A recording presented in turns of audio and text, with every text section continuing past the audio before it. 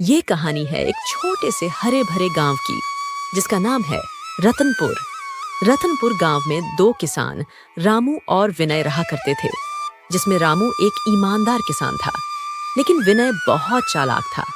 रामू घर में अपनी पत्नी वीणा के साथ रहता था और विनय अपनी पत्नी रीना के साथ रहता था।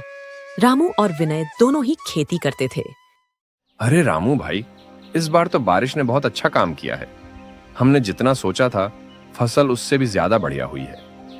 हाँ भैया, ठीक कहा तुमने। इस बार तो फसल का कोई जवाब ही नहीं है। ये फसल देखकर तो दिल खुश हो जाता है। वैसे रामू भाई, इस बार कौन सी फसल लगाई है तुमने? इस बार मैंने भी आलू की ही फसल लगाई है अपने खेत में। चलो बढ़िया है। इस बार बाजार में आलू की मांग बहुत है, इसीलिए आलू की कीमत बढ़ी हुई है। लगता है इस बार ऊपर वाला हम पर मेहरबान है। हाँ विनय भाई, ठीक कहा तुमने। चलो भाई, अब कुछ आलू निकाल कर घर ले जाता हूँ, फिर बाजार भी जाना है। ऐसा कहकर विनय अपने घर जाने के लिए निकल जाता है। अरे रीना, इस बार हमारे खेत में फसल बहुत अच्छी हुई है। देखो, इस बार हमारे खेत में कितने अच्छे आलू हुए हैं। अरे वाह, ये तो बहुत अच्छे आलू हैं। इस आलू का तो दाम भी बहुत अच्छा मिलेगा हमें। हाँ, इस बार बाजार में आलू की मांग काफी है और दाम भी अच्छा मिल रहा है। अरे मिलेगा क्यों नहीं, इस बार बारिश ने काम ही इतना अच्छा किया है। हाँ, वो तो है ही। चलो अब मैं बाजार जाता हूँ, ये आलू बेचने भी तो हैं। ये कहकर विनय आलू बेचने बाजार जाने के लिए निकल जाता है। देखते ही देखते विनय के सारे आलू बिक जाते हैं। अरे वाह, इस बार आलू अच्छे बिक रहे हैं। इस बार तो मेरे पास पैसा ही पैसा होगा। तभी उसे बाजार में रामू मिलता है। अरे रामू भाई, आज यहाँ बाजार में क्या लेने आए हो? अरे विनय भाई, मैं कुछ लेने नहीं बल्कि अपने खेत के आलू बेचने के लिए आया था। मेरे सारे आलू बहुत जल्दी बिक गए। अब बेचकर घर ही जा रहा हूँ। रामू की ये बात सुनकर विनय रामू से जलने लगता है। अरे हाँ, इसने भी तो आलू की फसल लगाई है, मतलब इससे भी बहुत मुनाफा हुआ होगा। अगर इसकी फसल के आलूओं की मुझसे ज्यादा बिक्री हुई तो ये मुझसे ज्यादा पैसे वाला हो जाएगा। वैसे आप भी आलू बेचने के लिए ही आए होंगे, मैंने सही कहा ना? हाँ रामू भाई, मैं भी आलू बेचने के लिए ही आया था। चलिए चलता हूँ, अब घर भी जाना है, बहुत सारे काम बाकी हैं। ऐसा कहकर रामू वहां से चला जाता है। मुझे कुछ ना कुछ करना होगा, वरना ये रामू मुझसे भी ज्यादा पैसे वाला हो जाएगा। ये सोचकर विनय अपने घर जाने के लिए निकल पड़ता है। तभी उसे रास्ते में दो लोग बातें करते हुए दिखते हैं। अरे भाई, क्या बताऊं, इस बार मेरी फसल इतनी अच्छी हुई थी, लेकिन किसी ने रात में मेरे खेत में अपने बैल छोड़ दिए, जिससे मेरी आधी फसल बर्बाद हो गई। अरे वाह, मिल गया उपाय। ये तो मैं भी करवा सकता हूँ। चलो अब जल्दी से घर जाता हूँ। अरे आज आप इतनी जल्दी कैसे आ गए? आलू बिके नहीं क्या? अरे रीना, आज आलू की बिक्री बहुत ज्यादा हुई है। इतनी देर में ही सारे आलू बिक गए, इसीलिए मैं आज जल्दी आ गया। अरे वाह, ये तो बहुत अच्छी बात है। अगर ऐसे ही आलू बिकते रहे तो हम अमीर हो जाएंगे। हाँ बिल्कुल, मैंने और अमीर होने के लिए एक उपाय सोचा है। क्या उपाय सोचा है आपने? इस बार मैं अपने खेत में खूब सारी खाद डालूंगा, जिससे फसल और ज्यादा उगेगी। चलिए ठीक है, लेकिन ज्यादा खाद से फसल खराब तो नहीं होगी? अरे ऐसा कुछ नहीं होगा, मैं जानता हूँ। अच्छा, मैं अभी किसी काम से बाहर जा रहा हूँ, थोड़ी देर में वापस आ जाऊंगा। ऐसा कहकर विनय अपने घर से रघु और मनु के पास जाने के लिए निकल पड़ता है। अरे रघु और मनु, कैसे हो तुम लोग? हम तो ठीक ही हैं। आप बताइए, आज हमारे पास कैसे आना हुआ? मेरे पास तुम लोगों के लिए एक काम है, अगर तुम लोग करना चाहो तो। कैसा काम है विनय भाई? कोई खतरनाक काम तो नहीं है? अरे नहीं, कोई खतरनाक काम नहीं है। आज रात को तुम्हें बस रामू के खेत के सारे आलू चुराने होंगे। और किसी ने हमें देख लिया तो हम पकड़े जाएंगे और सरपंच जी हमें गांव से निकाल देंगे। ऐसा कुछ नहीं होगा, रात के अंधेरे में किसी को कुछ नहीं दिखेगा। सोच लो, इस काम के मैं तुम्हें 5,000 रुपए दूंगा, लेकिन काम होने के बाद। दोनों पैसे देखकर लालच में आ जाते हैं और काम करने के लिए हाँ कह देते हैं। ठीक है विनय भाई, आपका काम हो जाएगा। लेकिन ध्यान रहे किसी को कुछ पता नहीं चलना चाहिए। ये कहकर विनय अपने घर जाने के लिए निकल जाता है। अरे आ गए आप। आने में इतनी देर कैसे हो गई? अरे कुछ नहीं, वो आते समय रामू मिल गया था, उसी से बात करते करते देर हो गई। चलिए खाना तैयार है, खाना खा लीजिए। विनय खाना खाने बैठ जाता है। कुछ देर बाद रात हो जाती है। अरे मनु, देख भाई अब रात हो गई है।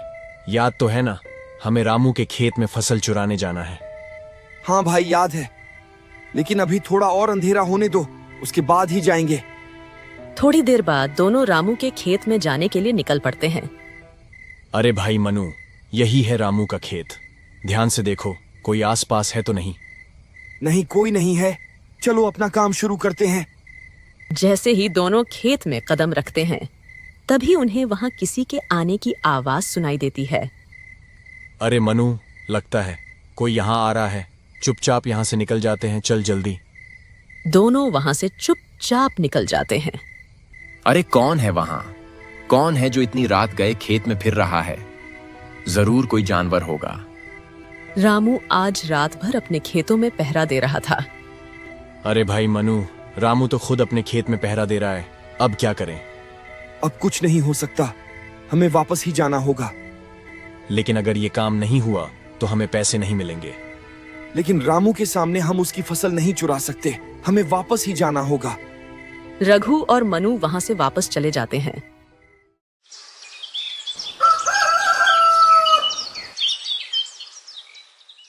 अगली सुबह विनय अपने घर में बैठा सोच रहा होता है। अब तक तो रघु और मनु ने सारा काम निपटा दिया होगा।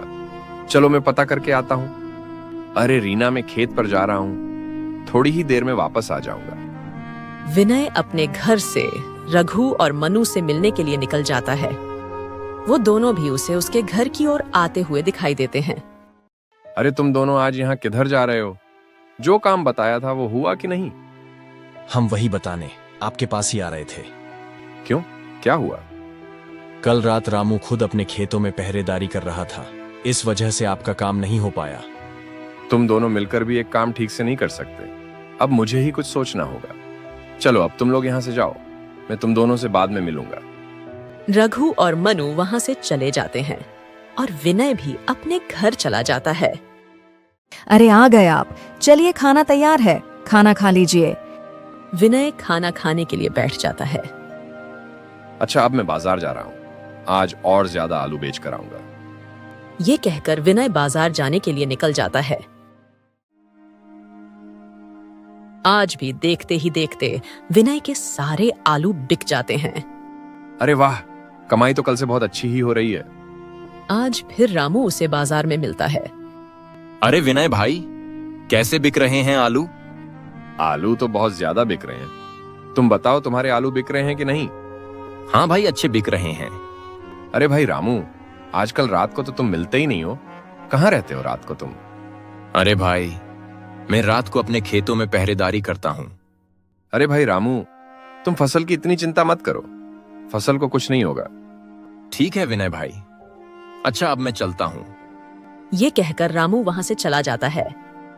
मुझे कुछ नया तरीका अपनाना होगा इस रामू की फसल को चुराने का। तभी विनय को एक उपाय सूझता है। अरे हाँ, अगर मैं गांव में ये अफवाह फैला दूं कि रामू की जमीन भूतियां है, तो लोग रामू से आलू खरीदना बंद कर देंगे और फिर रामू भी खेत पे जाना छोड़ देगा।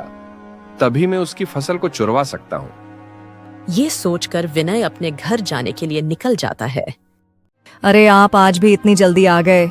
आज भी सारे आलू बिक गए क्या? हाँ रीना, आज भी सारे आलू बहुत जल्दी बिक गए। चलिए खाना तैयार है, आप खाना खा लीजिए। विनय खाना खाने के लिए बैठ जाता है। अरे रीना, मैं जरा काम से बाहर जा रहा हूँ, थोड़ी ही देर में लौट आऊंगा। ये कहकर विनय फिर से रघु और मनु के पास जाने के लिए निकल जाता है। अरे आइए विनय भाई, बड़ी देर लगा दी आने में। वो सब छोड़ो, मेरी बात ध्यान से सुनो। मैंने एक और उपाय सोचा है। अगर हम ये अफवाह फैला दें कि रामू का खेत भूतिया है, तो लोग रामू के खेत की कैसी भी सब्जी नहीं खरीदेंगे। फिर हमारे लिए चोरी करना आसान हो जाएगा। अरे वाह विनय भाई, बहुत बढ़िया उपाय है। इससे कोई भी रात में खेत के आसपास भी नहीं भटकेगा। अब तुम दोनों मिलकर गांव में ये अफवाह फैला दो, सुबह तक काम हो जाना चाहिए। ठीक है विनय भाई, आपका काम हो जाएगा। ये कहकर विनय अपने घर चला जाता है।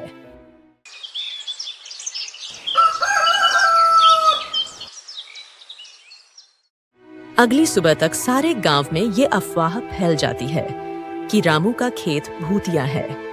अगले दिन रामू आलू बेचने बाजार पहुंचता है तो उससे कोई आलू नहीं खरीदता है। तभी गांव के कुछ लोग खड़े हुए बातें कर रहे होते हैं। अरे भाई, रामू का खेत भूतिया है। सुना है रात को वहां कोई परछाई घूमती देखी गई है। हाँ, सुना है जिसने भी उसकी फसल खाई उसकी तबीयत खराब हो गई। रामू यह सब सुनकर हैरान और दुखी हो जाता है। रामू सोचता है, ये क्या बकवास है? ये अफवाह कौन फैला रहा है? जरूर किसी को मेरी तरक्की से जलन हो रही है।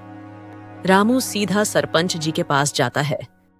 सरपंच जी, गांव में कोई मेरे खेत को लेकर झूठी अफवाह फैला रहा है। आप कुछ कीजिए, वरना मेरी फसल के आलू कोई नहीं खरीदेगा। ठीक है रामू, आज रात मैं और 2 गांव वाले तुम्हारे साथ खेत में रुकेंगे। अगर कुछ गलत निकला तो सच्चाई सबके सामने आ जाएगी। उस रात रामू, सरपंच और 2 गांव वाले खेत में छुपकर पहरेदारी करते हैं। आधी रात को रघु और मनु रामू के खेत की ओर चुपचाप आते हैं और चारों तरफ देखने लगते हैं। अरे मनु, अब तो पूरा गांव मान चुका है कि ये खेत भूतिया है। अब कोई यहाँ नहीं आएगा। हाँ, अब हम आराम से आलू ले चलते हैं। जैसे ही दोनों खेत में घुसते हैं, रामू और सरपंच उन्हें पकड़ लेते हैं। अरे रुक जाओ, चोरी करते हुए पकड़े गए हो? अब सच सच बताओ, किसके कहने पर चोरी कर रहे थे? डर के मारे रघु और मनु सब सच उगल देते हैं। विनय भाई ने हमें पैसे का लालच देकर खेत से आलू चुराने को कहा था। चलो, अब कल सबके सामने ही फैसला होगा।